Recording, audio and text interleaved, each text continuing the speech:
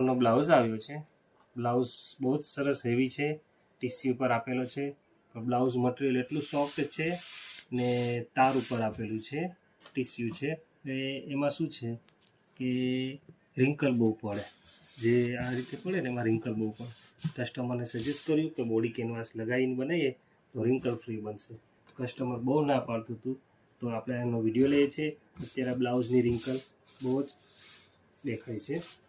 આપણે body canvas લગાવ્યા પછી જોઈએ। હવે આ પોર્શનમાં, સ્લીવમાં અને કમરની પોર્શનમાં જ્યારે બોડી કેનવાસ વગર લગાવશું તો બ્લાઉઝ બન્યા પછી ક્રીઝો પડવાની શક્યતા વધારે રહેશે। તો હવે આપણે બોડી કેનવાસ લગાવી ને પછી જોઈએ કેવું રિઝલ્ટ આવે છે।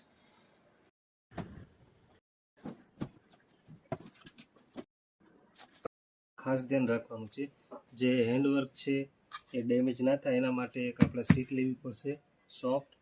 એના ઉપર આપણે આ રીતે બ્લાઉઝ પીસ મૂકી દેવાનો છે, પછી સ્ટ્રીમ કરાવી દેવાની છે,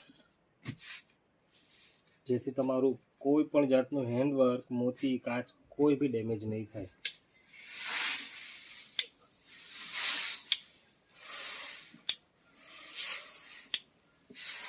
તમે જેટલું બી ભાર આપવું હોય એટલું આપી શકશો અને ફિઝિંગ દરેક જગ્યાએ પરફેક્ટલી ફાઇન ફિઝિંગ થઈ જશે।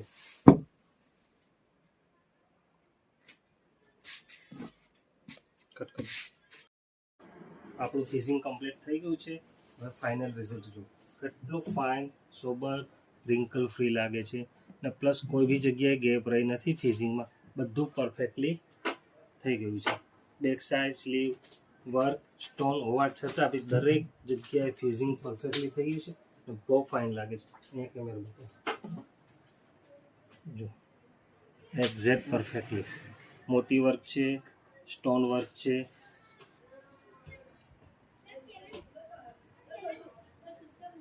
તમારે કોઈ બી સ્ટોન વર્ક, મોતી વર્ક, હેન્ડવર્કમાં કરવું હોય તો નીચે સીટ મૂકીને આરામથી ફાઇન કરી શકશો। ઓકે।